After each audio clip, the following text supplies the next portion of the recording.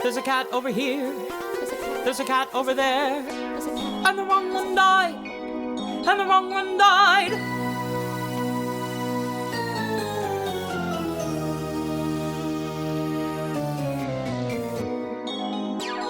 Welcome to The Wrong Cat Died, the podcast breakdown of the catastrophe. I'm your host, Mike Abrams, and today we have another amazing guest. You probably know him better from his time in this small little production of this thing called Frozen, but one of his very first theater experiences was in a regional production in Waterloo, Iowa, at the Waterloo Community Playhouse in Cats. So welcome, Jacob Smith, and thank you for joining me. Hey, buddy. Thanks for having me. I always love regional productions because it's almost more fascinating because you don't have, I don't think that the Broadway cast and everything get all this like deep dive into the personality. And the regional production, I think, has a shallower dive, but it's still the same show, and it's still like an incredible kind of thing. And then with, being early on in your career leading to Broadway, I think it'll be really cool. So my first question though is always, before you went to the Waterloo Community Playhouse and got on stage in full-on cat gear, had you seen the show? Had you seen the 1998 movie? Like, what was your introduction to Cats? Yeah. So I definitely seen the movie, and I'd seen the show. I actually saw the tour. I guess it would have been the fifth national, because I was looking it up today, that Troika did, and they came through Cedar Falls, Iowa, because I was going to college there at the time. And so, I saw the touring production, and I hadn't actually seen the movie yet. So the touring production was the first exposure I had to the show. And I was like, what the hell is happening? And I remember seeing the set, and I thought the set was just fascinating, and the lighting for everything was so cool. And then that synthesizer starts in, and I was like, wait, what? And then they start coming out of the whole opening of the show. And I was jaw dropped for the majority of the show in confusion and wonder and just taking it all in. And it was magnificent. It was so cool. I wish that I would run into somebody or work with somebody who was on that tour. I've never met anybody who was on that tour, just to be like, I saw you in Cedar Falls, Iowa in 2003. Yeah, well, I've interviewed a few, so I'll make some introductions here after this, please. So you can talk to some of the Tugger, some of the fifth cast. So you went in with really no kind of thought. You hadn't seen the movie. Yep. It's probably like for me in Indiana, where there's a few things coming through tour. So if you want to go, you're going to go. How at this point did you know that theater was going to be something that was going to be in your future? Honestly, no, because I was in college. And I went to college for communication. I started in music, and after 4 or 5 major changes, which my wife gives me crap about all the time, I settled on communication. And I had terrible stage fright at the time, like crippling choke stage fright. And I was dating a girl at the time, and she, really, I credit her with starting my whole career as a performer, because she wanted to get involved in the local community theater. I was terrified. I was like, no, I'm not going to do that. I can't sing in front of people or act in front of people. That's my worst nightmare. And she literally begged me to go.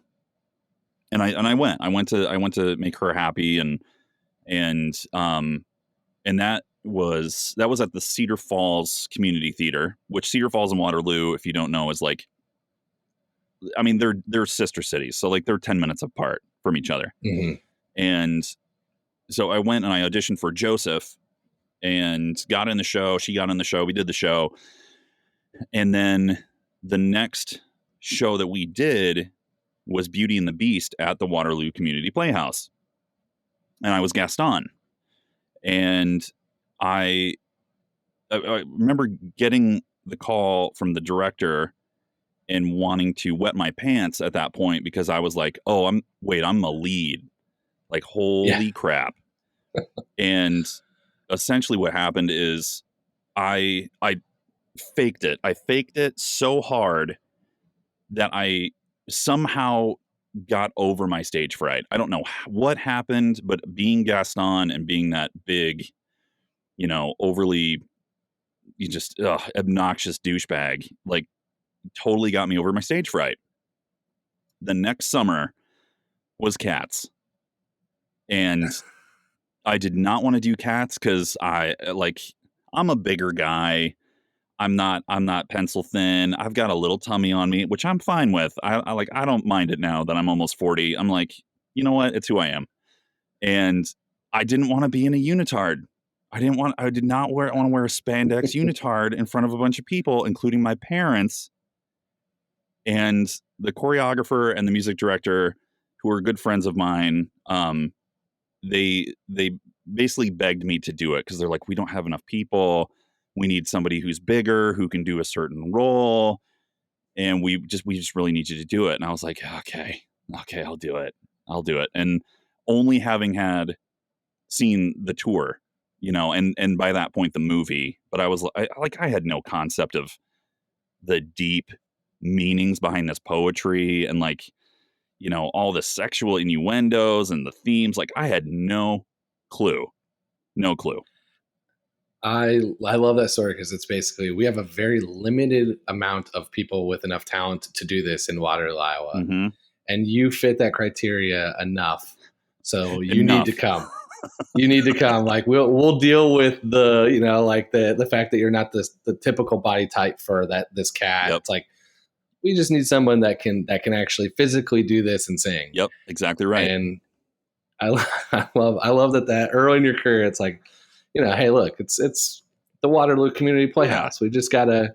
They're not coming in looking for anything, too special. They're ready they want local theater. It's going to be good. Exactly. And so yeah. I mean, I think that is one thing that when I saw the show the first time, being a sports fan and always seeing all these athletes and they're just the top of their field in most sports, and then you occasionally get the golfer that looks like the average Joe, or some of the NFL quarterbacks are like, yeah, they got the dad bod going on.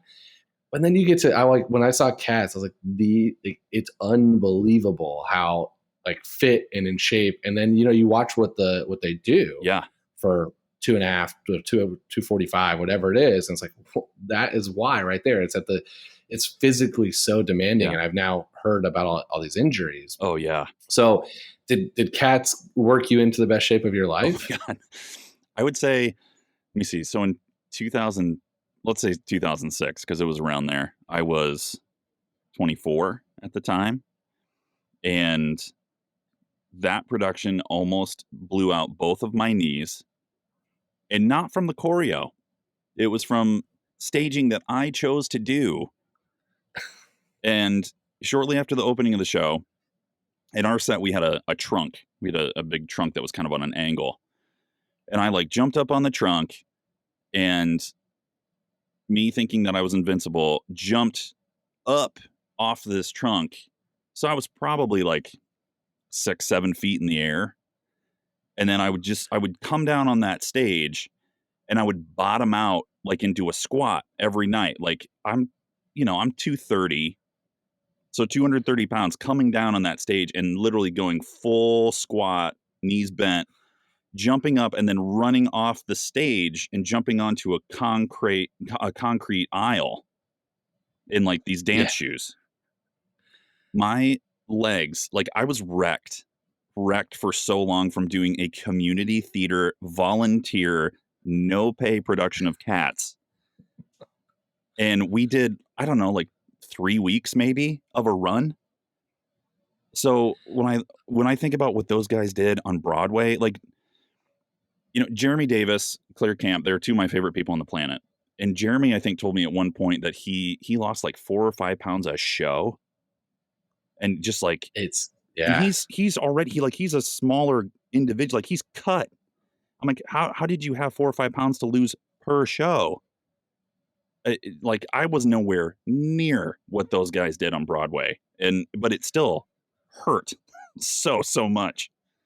Yeah, I have joked that I with a couple of the cast members off mic that the Cats diet is going to be the way to lose the weight. Let's just do this 8 times a week. Yeah, and rehearsals and everything, and you will lose an immense amount of weight just because of the physical nature of it. Seriously. And you were Alonzo and Macavity, right? Yep. So that was Yep. So the jump was as Macavity, I'm guessing. No, or was as Alonzo? Yeah, it was Alonzo. Yeah, I think it was. Okay. Man, when was it? Granted, I mean, this is like, 16, 17 years. I feel like actually it might have been like Grizabella's first kind of entrance. And like I like jumped down and looked at her and like hissed and then ran off like, oh, like I gotta get away. I gotta get away from Dirty Grizz. Yeah. I love it. It's crazy. Yeah, so it's the 3-week regional production of an already fairly strange show in a more remote location. Like, I'm not going to say Waterloo is like the smallest town in the world, but it's definitely not. It's not a big city by any means. Yeah. What was the reaction from the crowd? Like, how did people take to it? How did did you get a few people showing up every night? Like, what was the general feel? Yeah, it was. I'll tell you what. The way that it was staged and the way they built that stage for this small community playhouse was really awesome. It was really awesome. I mean, they made a playground for us, and we're amateur actors at the time, and not knowing. I mean, most of us hadn't seen a Broadway show, hadn't seen the scale and the scope of everything. So, for us getting to step onto this stage, and literally it was like a jungle gym, on that stage. Mm-hmm. So with that in mind, my first entrance from the show was from under the stage, like house left on the aisle, like seats 1 and 2, like right there.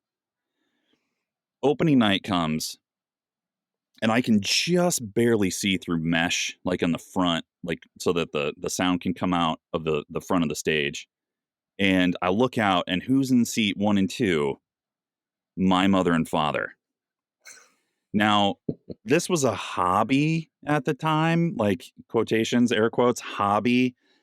So they'd seen me do Beauty and the Beast and Joseph, and like they were, proud parents and being wonderful supporters.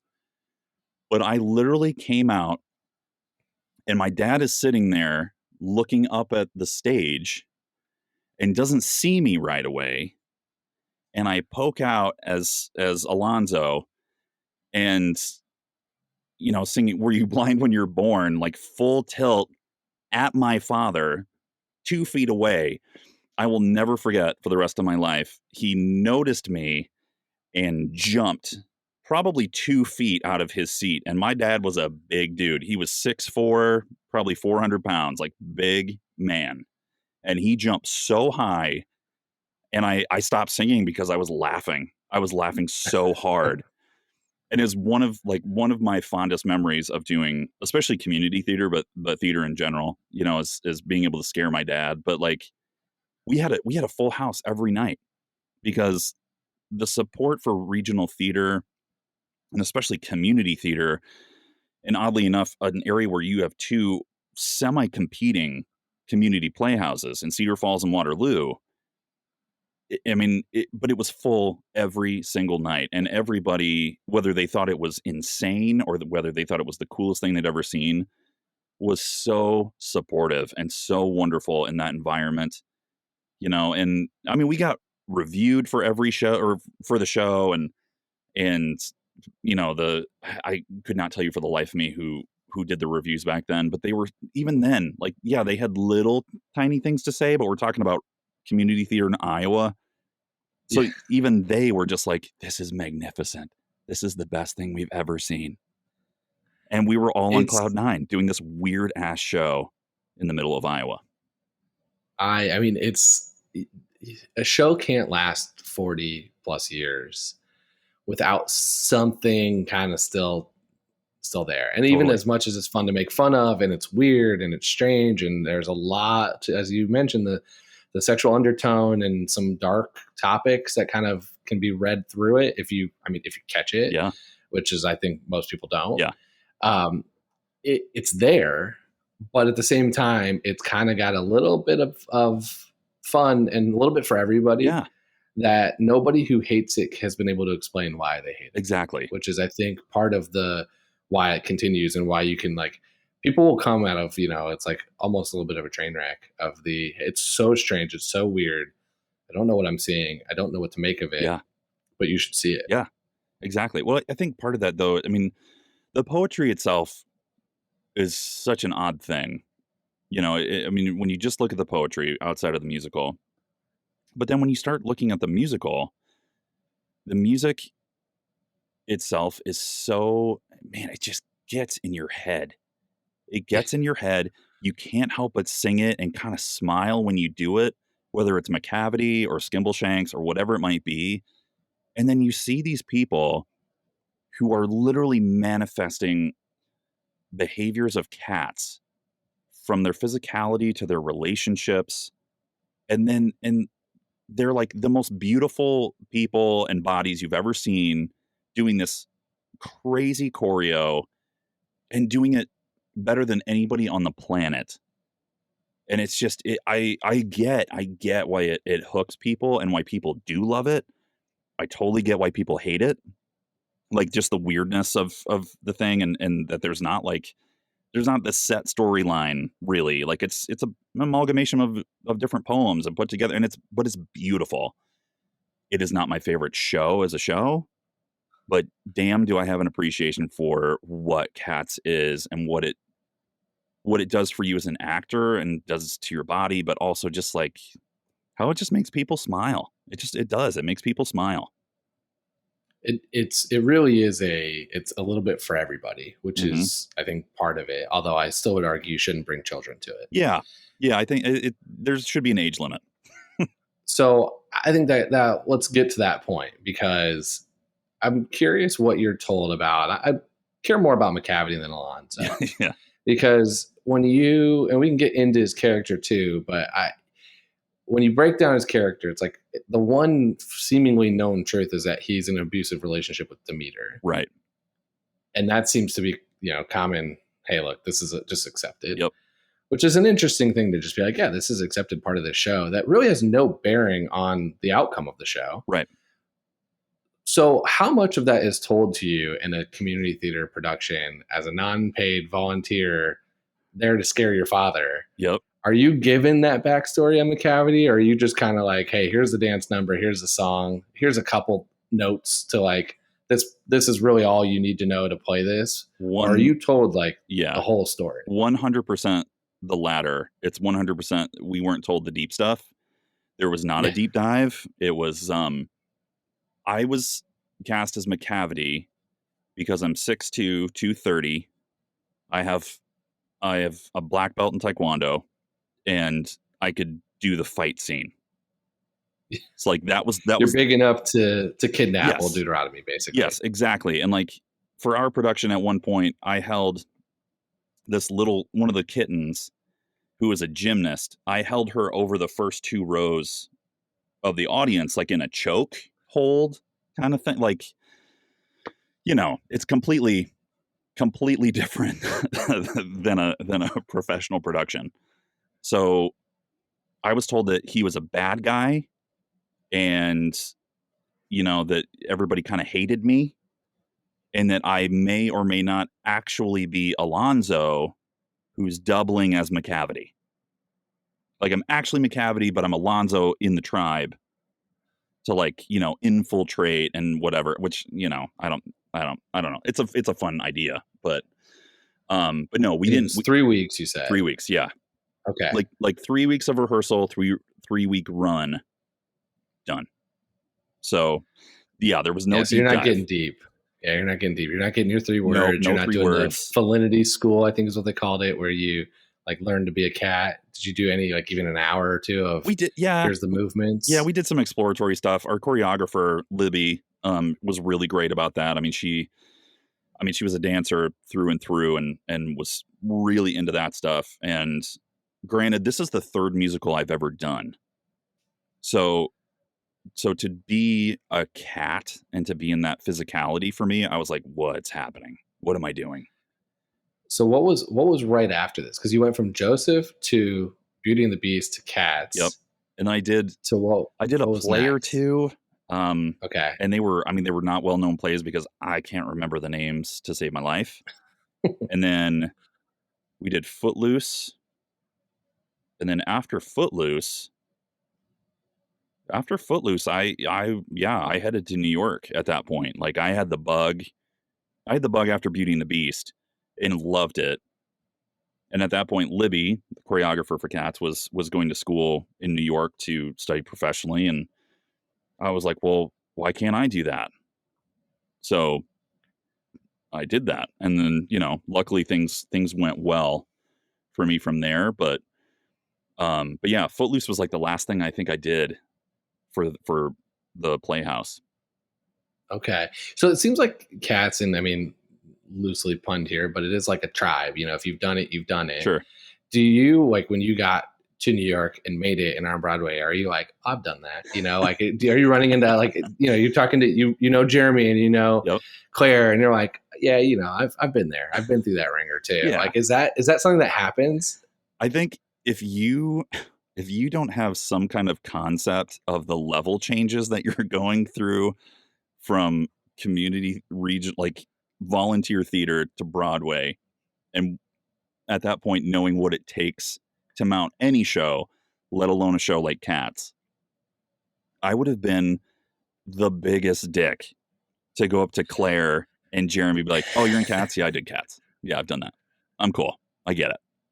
Like, That's okay. Totally fair. I think I meant more in the sense of like, it's almost like a camaraderie kind of fraternity. thing. Yeah. Like you've been part of this, like you've been part of it. It's like everyone's almost put in their time doing it at some point in their life. I think there is that, like, you have been a part of that story in some way, whatever way it was told, whether it was community theater or the 5th national tour or Broadway.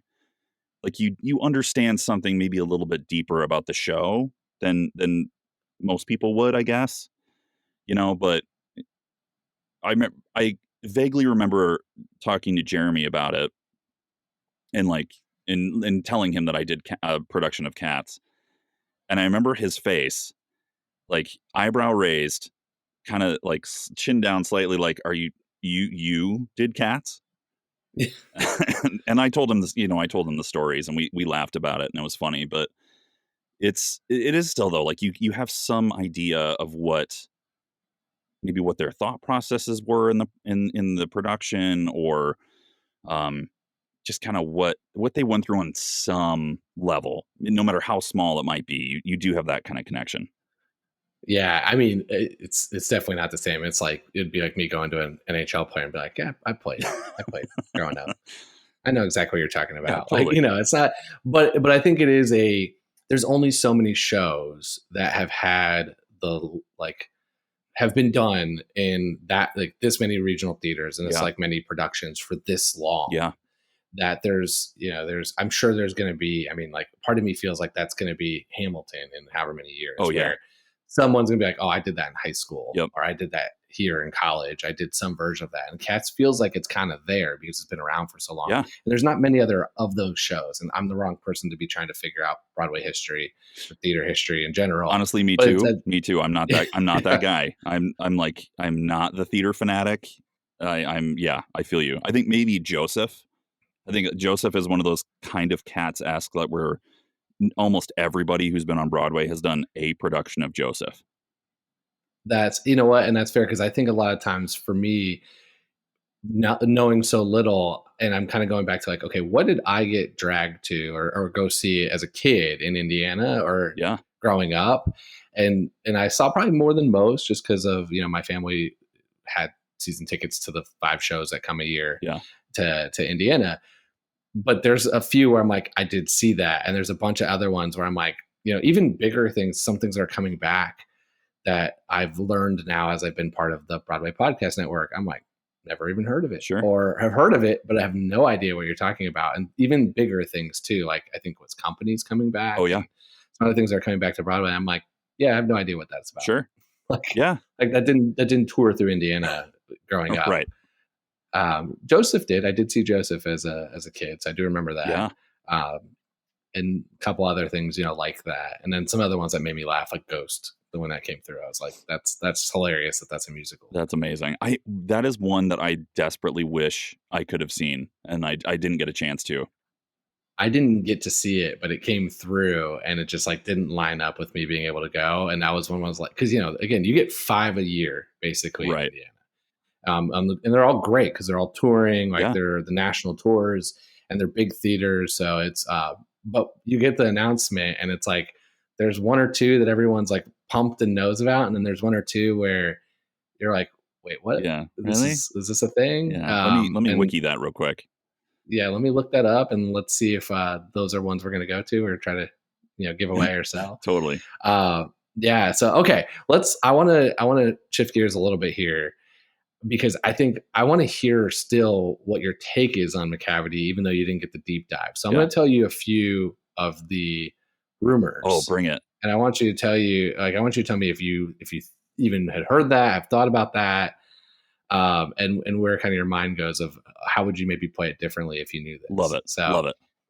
We talked about the first one, which is that it seems really clear that it's an abusive relationship with Demeter. Yes. Was that told to you at all? Nope. Not even a little bit. Not even remotely.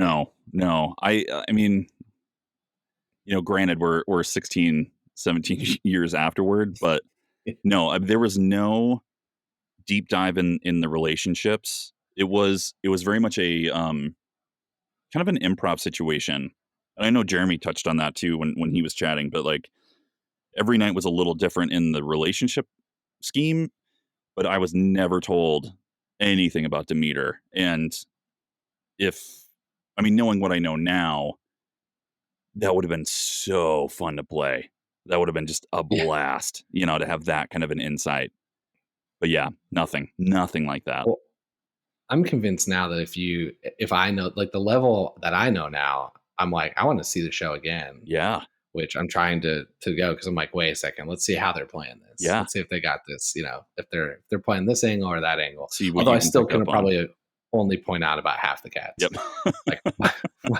I know their name, and I know the main characters, but some of the smaller ones will be like, which one of the twins over here are you this two? And so, okay. So the other one, and I don't actually buy this rumor, but there is a rumor that Bomb Ballerina might be Macavity's daughter. Oh, where does that come from? Like, where does that originate from?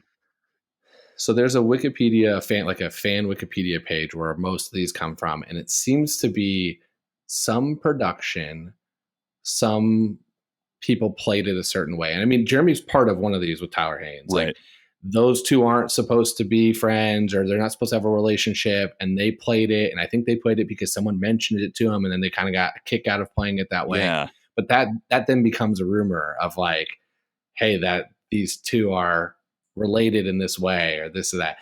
That page also has every cat's astrology sign. So I'm like, somebody's also just, I think, messing with us. Somebody's just making like, hey, here's what I think. Yeah. Well, I mean, I kind of want to one day, and I haven't done it purely because of time, but like, I just need to add all the rumors I've made up. Yeah. Because I've definitely put a bunch in there. Like, I've made some up, and I've got some answers on some of these documented here. Totally. In this podcast. I mean, yeah, you literally have your fingers on the pulse of this show. Like, if there's anybody, honestly, who has to be one of the top experts in the world on cats at this point, it has to be you. There is, I've thought it through of how this like hierarchy goes of knowledge.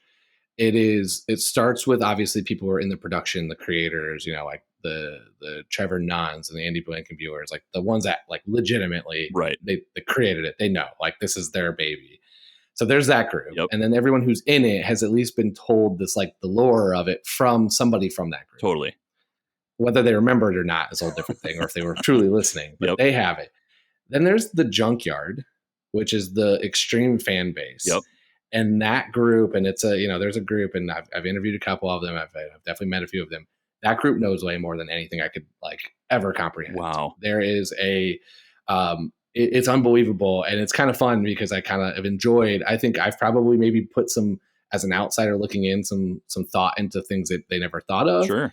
But this is the group that's going to see the show, twice a week or multiple times to pick up on all these things. They're going to go wherever it's put on.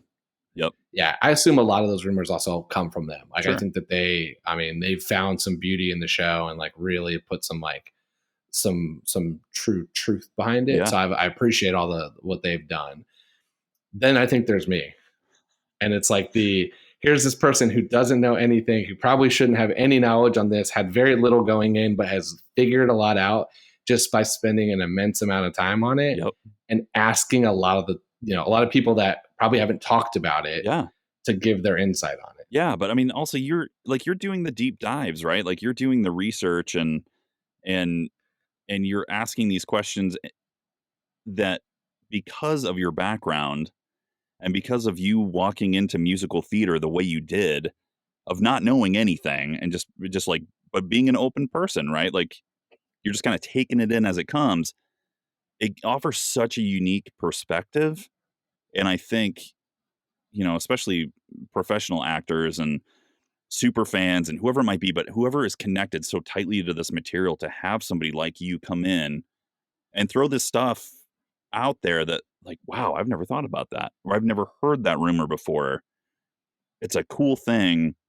And it keeps things alive, right? Like it keeps the show alive and keeps people thinking about it or reminiscing about their time in the show or coming up with new crazy theories about relationships between these cats or like what happened after they went off alone at the end of the show, like it's a cool thing. It's really cool. Yeah.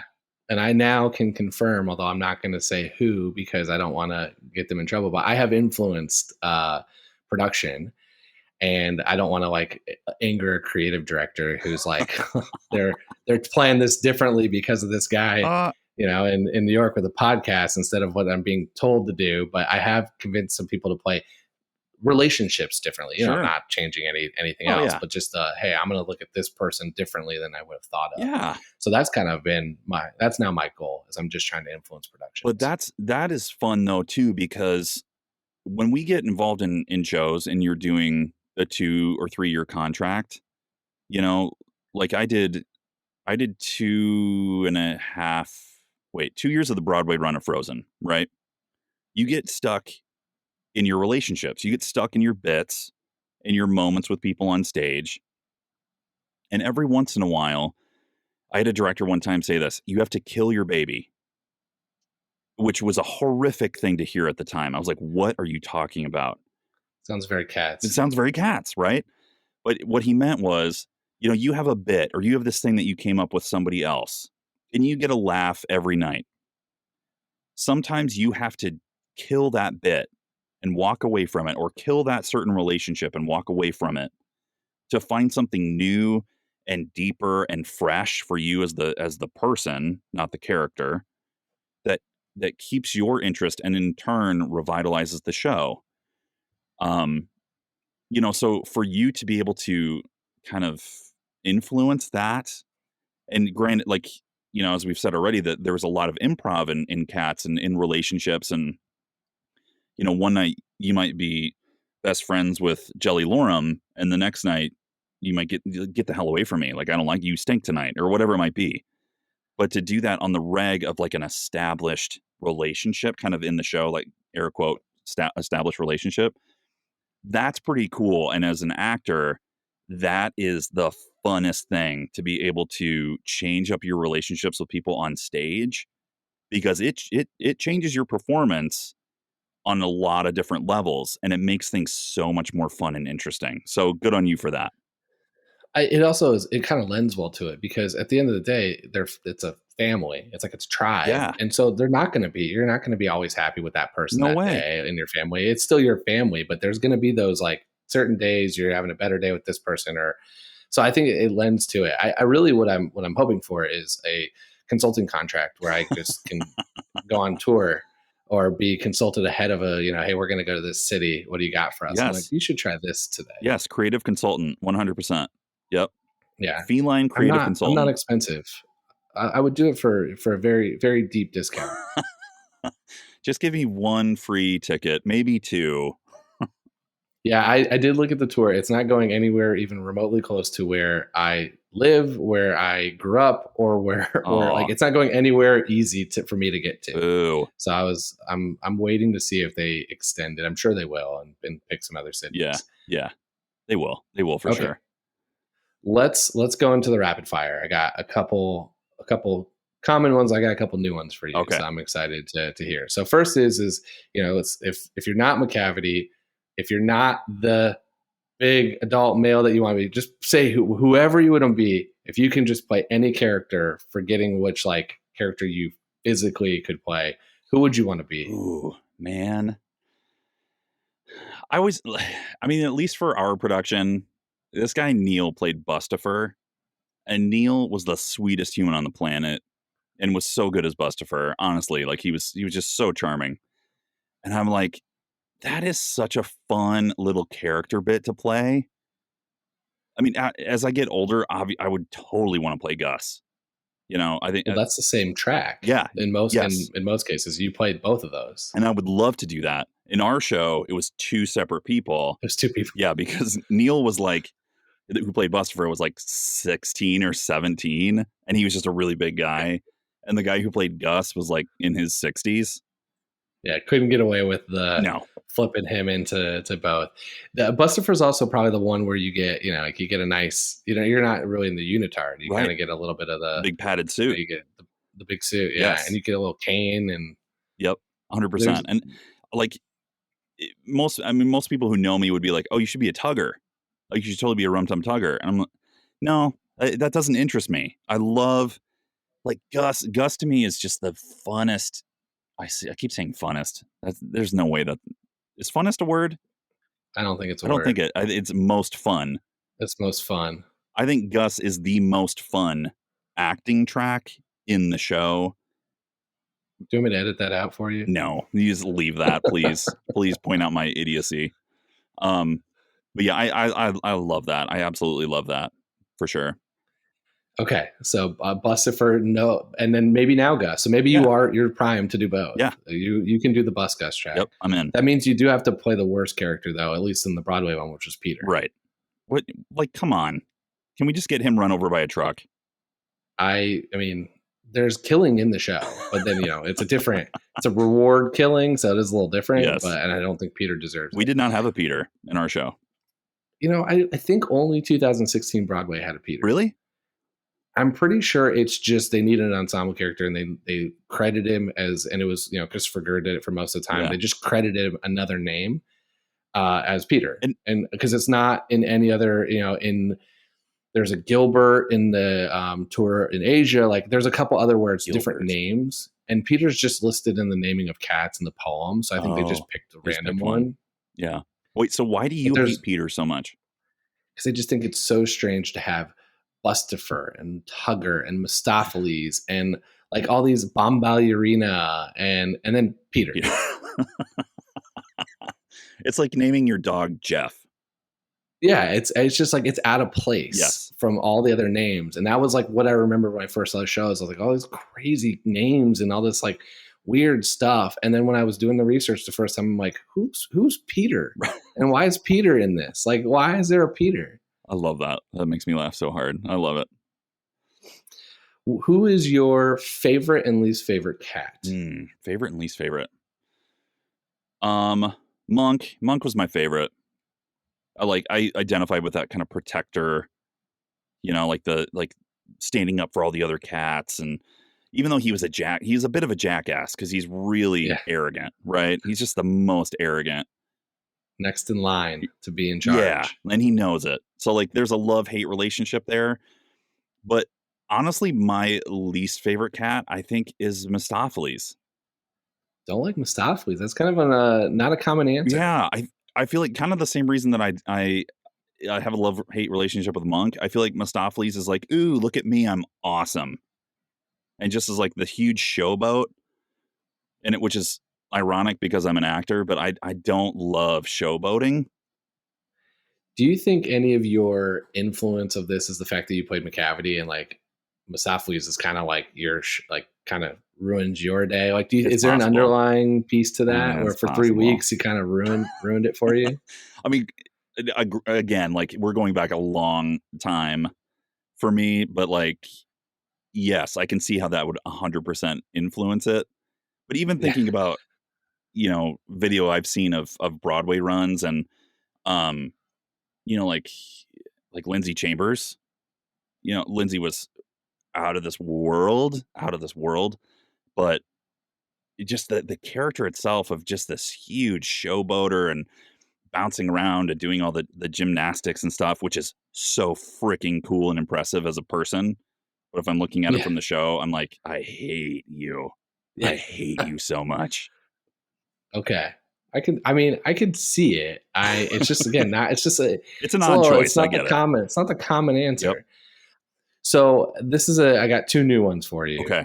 One is, Macavity's song says that he's broke every human law.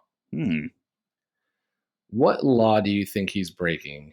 Like, what's the number one thing you think he's probably getting caught or in trouble for? Oh, I mean, the first thing that comes to my mind is theft. Like 100% theft. But because he is such a bastard, you know that he has like killed some human along the way. He has done every unspeakable crime known to man or cat. So, but I would say theft 100% is the thing that he does the most and doesn't think twice about. But I would not be surprised if he went for the jugular on some human or a kid or something like that. Yeah. Yeah, I mean, he's broken every law, Yeah. so he's got to check all those boxes. Totally. I think the one that's like, because of the demeanor thing, it's like, is he doing some like trafficking or something like that's shady on this, Yes. going on there too? I picture him being like Shere Khan and like popping his claws and then kind of like dinking his claws, like dink, dink, dink, and like knocking off, like, what have I done today? Oh, I haven't killed anybody yet. Let's go do that now. Completely. Yep. All right, last one.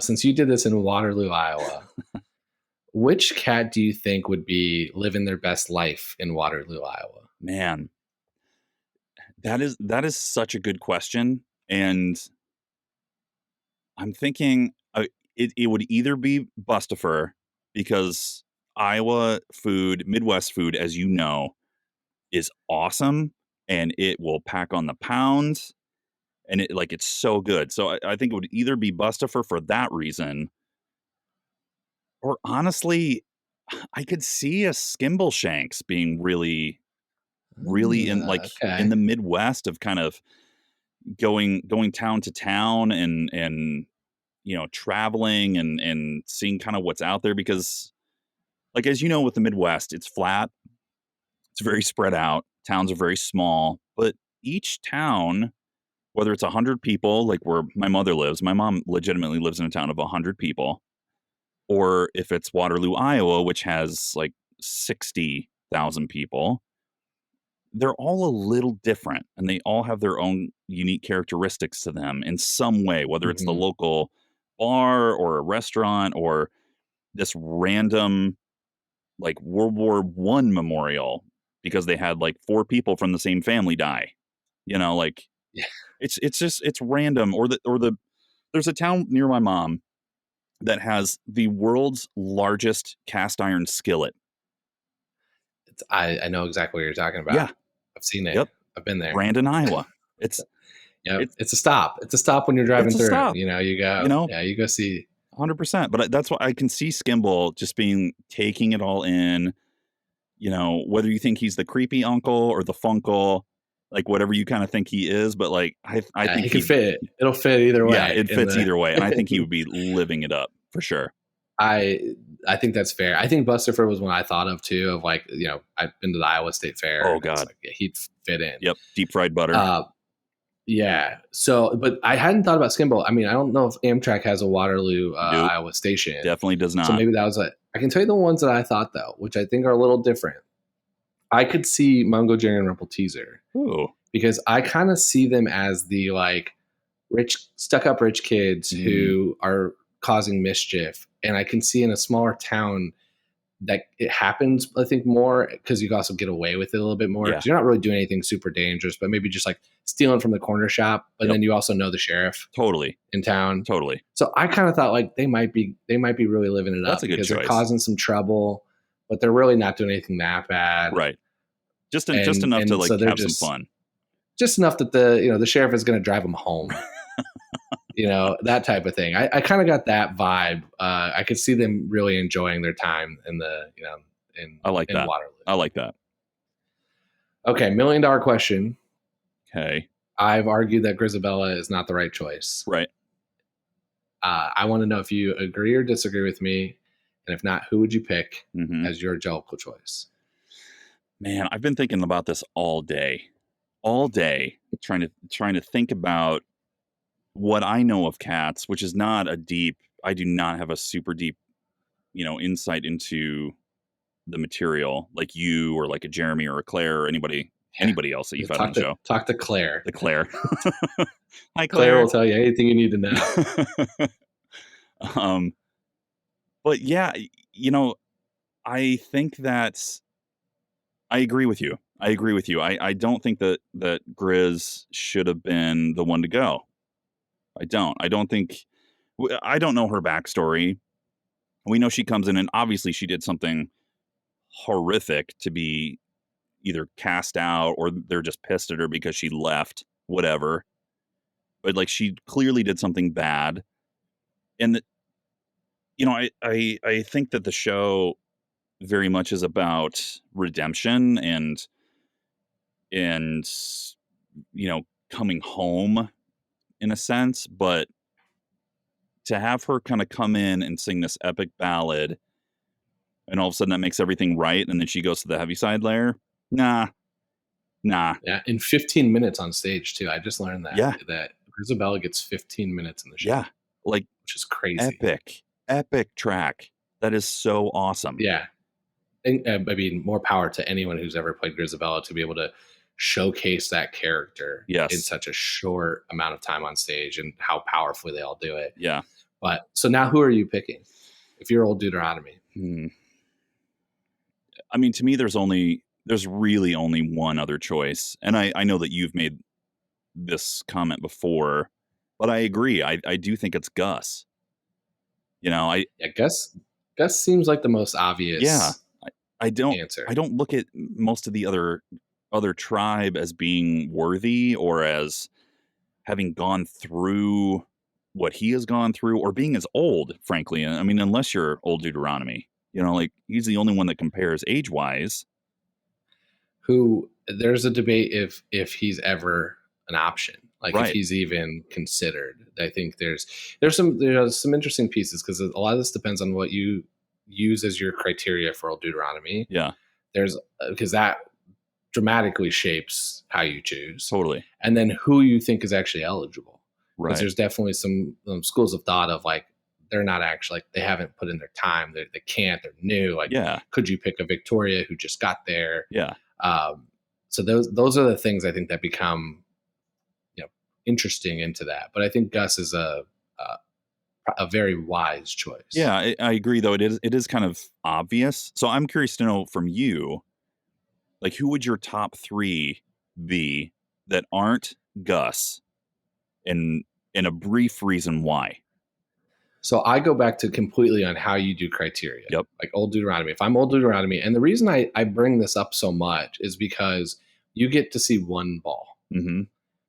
And I do think that like I would question if this happens, which it seems annual, but I think there could be some argument that it's every full moon, which would make it monthly. Yeah, which would be very dark. That's that a would lot. Just be like, hey, we're gonna kill 12 people a year, 12 cats a year. That's a lot. Seems aggressive. So I'm gonna go with annual. Yep. But granted, when a cat has a litter of kittens, that's true. It's not like a human where you have 1, maybe 2 or 3. Unless you're on some awesome drugs and you have like 8. Like a cat pops out 4, 5, 6, 8 cats. This is true. So yeah, I guess there is, maybe it is a monthly thing. Either way, I want to know what Old Deuteronomy is like. Is it the same decision and criteria every year? Is it different every year? Is it, like if I wrote Cats 2 or Cats prequel. Yeah. How is that shaping up if the ball is what I'm going to get to see? Sure.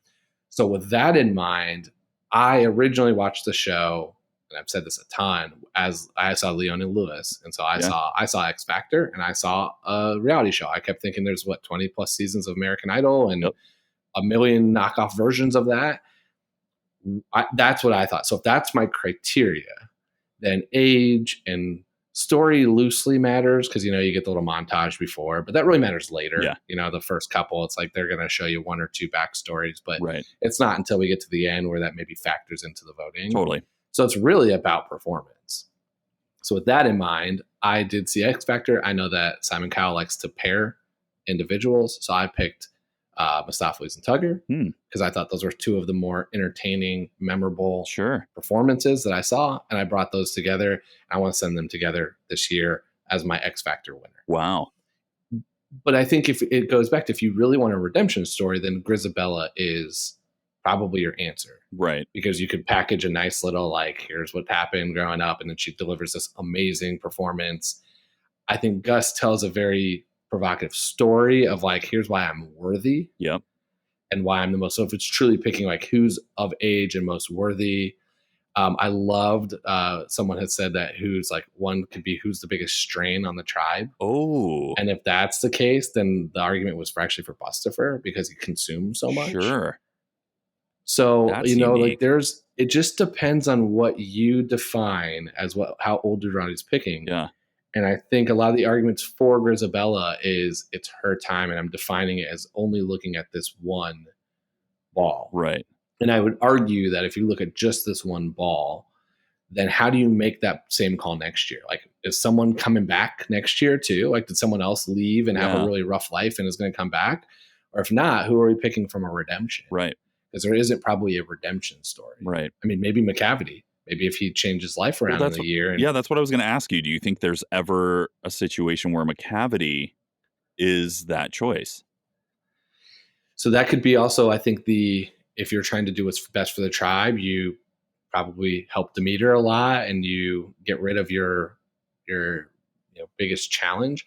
It would be very tough to have a Cats 2 without your actual villain, though. I think, like, so maybe there's some value to them around. I think look, if you're killing a cat a month, eventually you're going to get to Macavity. Like, eventually they're going to be their choice.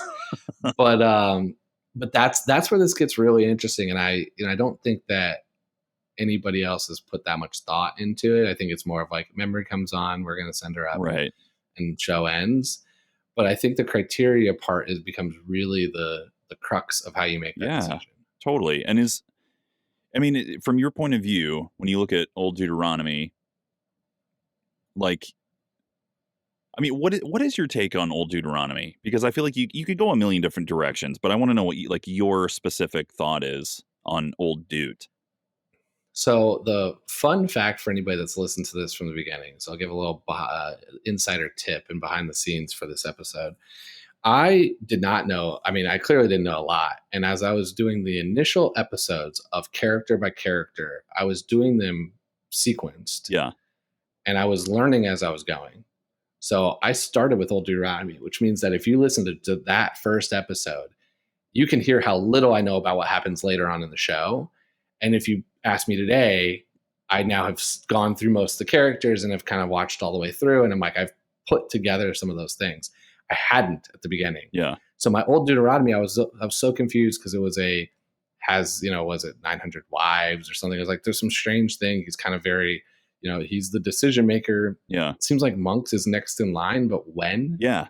And so that's, I think, like a weird part that I struggle with Old Deuteronomy is like, when does he kill himself? Yeah. When does he choose himself to go? I'm done, and it's your turn. Yeah. And does that ever happen? Right. Because he seems kind of omniscient, almost of sorts. Like he could be around forever. And also within that, what if you're not chosen and you just die? Like if you get hit by a truck. So then, cats have 9 lives. Is there? Does that happen? It's like Banks from Hocus Pocus. Like they just reinflate. Yeah, it's like just you come back together. It's like like a Smash Brothers. They just like kind of respawn back in. There's a lot of unanswered questions to the show. Right, I think that's That's definitely, we can add that to the list. Yes. But I don't know how to like take Old Dude Rodney. I didn't even know how to rate him when I was trying to think, could he be picked? Because I didn't know if he ever could be considered. Sure.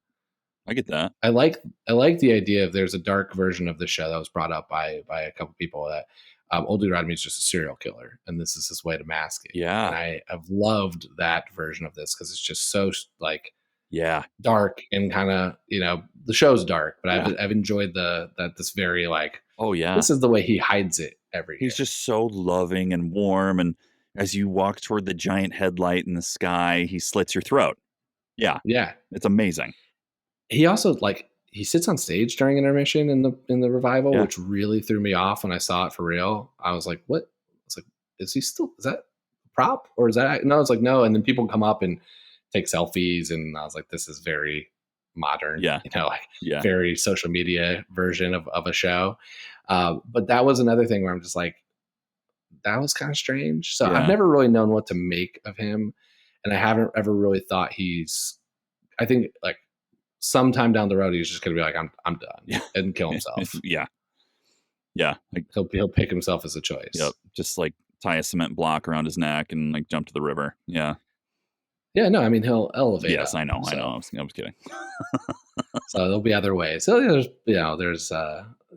he'll find a way. Yeah, that's interesting. I like hearing that take though, that insight. That's cool.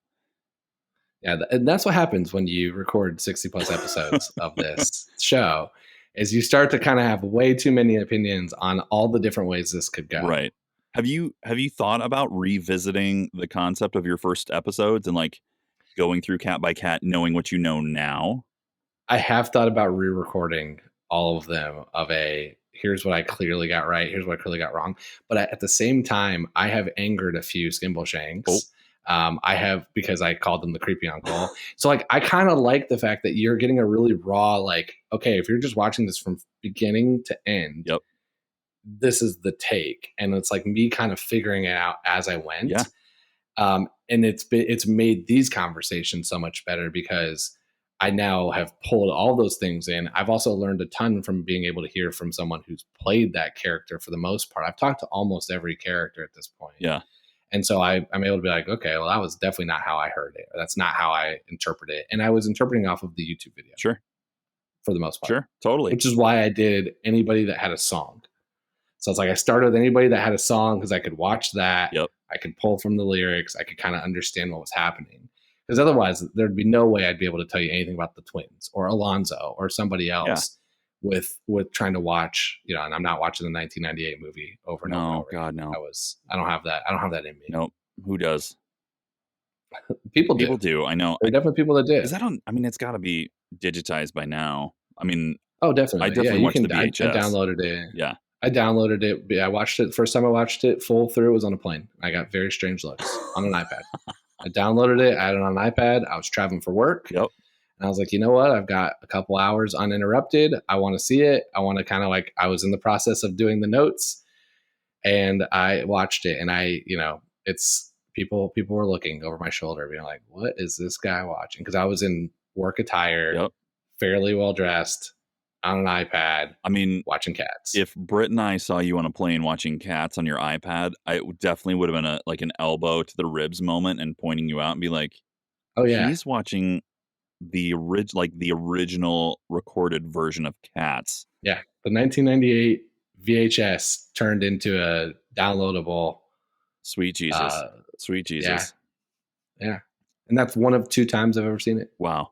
That's epic. The other time I saw it was when Andrew Lloyd Webber did he kind of did a voiceover. They played it and he kind of gave commentary, and that was actually really cool. That's awesome.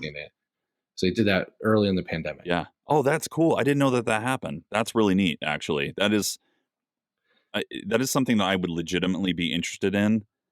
And I'm like, as we said earlier, I'm not a quintessential theater guy. Like, Britt makes fun of me. My wife makes fun of me all the time. And our favorite game is for her to play a song from a show or something and be like, do you know who this is? Do you know what show this is? Do you know who this is? I'm like, I've been on Broadway twice. And no, I have no idea. I have absolutely no clue who is singing this song. But my favorite thing to do to her in return is to make up an answer even though I know who sings it, and it will drive her crazy. And in fact, our favorite joke is that I have a voice for Dublin, our dog, and when we're watching something like The Voice, and one of the contestants is asked, like, who do you choose as your coach? And in Dublin's voice, I always say, Terrence Mann. Every time. And she just laughs and looks at me like I'm the biggest idiot on the planet. But that, all in a very roundabout way of saying, a commentary by Sir Andrew on Cats would be super fascinating to listen to. It was really interesting to listen to. He didn't answer a single question that I've posed of like about the like through line of the show. A lot of other really cool things about like how he created the some of the choreograph and some of the like the thought here and how the story came up. And I'm like, why Grizabella? Yeah, wasn't covered. Yeah, that's interesting. Wasn't covered, and he doesn't answer my DMs. So one day, he was just in New York. I was trying to poke around and see if I could find them. And was he there for Phantom? He was there for Phantom and something. And I think the Tonys. Oh yeah, that makes sense. That little thing. But that tiny little thing. So Cats won one. Yep. All right, let's 2 final questions. I think what are you working on now, and where, how can people find you on social media and stay in touch? Yeah. So I'm out of New York City now. Last year, Britt and I moved to Los Angeles to give that a go. We lived there for most of the last year, and just in August we moved to Indianapolis, of all places, which we got to see you in Indy, which was super cool. Super cool. Hometown. Yeah, I mean, and it's so crazy to us how much we love this town already, and it's been 2 months. Like, we love it here. Like, we're amazing place. We're legit. We're considering a house. Like that's where it's at. So, I hopefully we'll be on stage again at some point. But for now, I'm focusing on voiceover and photography. So if you are in the Indianapolis area and you are in need of headshots for you as an actor or maybe your business, look up jacobsmithstudios.com or on Instagram at jacobsmithstudios. And for all your voiceover needs, I'm also available. But yeah, that's the main thing, is focusing on voiceover and photography and embracing this re-emerging Midwestern life that I'm so happy to be a part of again. I love it. Becoming Hoosiers. Yes. I know I have a lot of Hoosiers that listen to this, so definitely reach out, because you got great people now in the Midwest with you. I love it. And truly, like, it's nice to come home to the center of the United States. I'm a native Iowan, clearly, since I did community theater in Iowa. But so we're close neighbors. But God, we really do love this town. We're in an axe throwing league in Indianapolis. That's how much we love it. I showed you my axe throwing trophy, which was impressive. It was very impressive. I won it, and I think when I won it, everyone's like, "Of course he's good at it. He's from Indiana." It was like a known fact. It was like, of course he's going to be good at it. But I will say, I thought your axe would be bigger. It's a tiny trophy. It is a very small trophy, but I won it in Toronto. What? And it did make it through customs, and I got stopped. And I even told them, because it's all attached, so it's not an axe. It's like attached to a wooden base. Yeah. And I put it through the customs, like the conveyor belt, and they're kind of looking, and they pulled mine aside, and I looked at the guy, and thankfully it was on the Canada side, so it's like they were the Canadian Americans in there, because you do it there. Yeah. And I looked at the guy, I go, look, it's a trophy from axe throwing. And I was like, I would love for you not to take it, because I was very proud to win it. I was like, but I kind of get if you have to take it. And the guy just looks at me and he goes, "Can I see it?" I'm like, "Yeah." And he took it out, and he walked around and showed a bunch of the other people, and then he handed it back to me, and I got to leave. That's so amazing. It did make it through. It came from Toronto. I won it in Toronto in a tournament there, and it wasn't a tournament; it's an overstatement. It was the third time in my life I've ever done it. Oh my God! But it was just it was like a thing where they put a trophy up, and it was like, look, if you win. And I learned very quickly. I was very good at it. That's amazing. And it's like one of those strange things, and I kind of relate it to. I grew up playing hockey. It's a lot of hand-eye coordination. Yeah. It's a lot of like similar. Like it takes kind of precision. Yeah, and totally. So are you a two-handed thrower? Or are you a one-handed thrower? One. You're one. One. I can barely throw two-handed. Oh, really? Yeah, I like really struggled with two-handed throwing, but the one-handed I barely missed. That's amazing. I also struggle with the two-handed because there's just a whole lot of body mechanics involved with a two-handed throw. And now that we're in it, I'm like watching videos on axe throwing and watching, the world championships of axe throwing, and like learning how those guys do it. Because everybody's different, right? And it's anything where you can be competitive, it's going to be a world championship. In spike ball world championship, like they're everywhere. It's impressive because they have like we didn't have like the corner bullseye, like multiple point thing that's like a really tiny circle. Yep, we didn't have that. We just had a normal bullseye. Yeah. And these like professionals are like, I'm going to call my shot and I'm going to hit it and you're going to lose. And they hit it most of the time. Holy crap. I will say this. Yeah, it was on the Ocho. It was on ESPN when they did the Ocho. God. Jason Bateman. Yeah, Cotton. I love it. I will say last night was our throwing night, and we got to play some fun games because a couple people couldn't be there. And my wife, I have never been so proud of in the 6 years that we've been together, hit the blue ball or the kill shot or whatever you would like to call it on her third try of going for it, and didn't just like nick it. She dead centered that sucker, and everybody blew up and was screaming. I felt a little choked up. Like, I'm not kidding. I was so proud. And she is strangely good at it. And it, like, as her husband, makes me proud and worried at the same time. Yeah. I mean, we just spent a whole lot of time talking about a murdering cat. So you should be a little careful that your wife is deadly with an axe. Yep. Another tequila, honey? I would be happy to get that for you. Yeah. Well, at this point, if we haven't lost everybody, I thank you for jumping on and talking about the Waterloo Community Playhouse version of Cats from the early 2000s. It's been a blast. Dude, absolutely my pleasure. Always good to talk to you. And this was a trip for me, man. This was a lot of fun. So thank you for having me.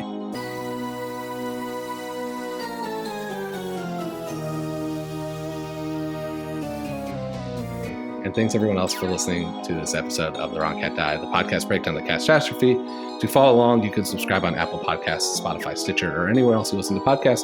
Follow us on Twitter and Instagram at The Wrong Cat Died. Check out our website, thewrongcatdied.com.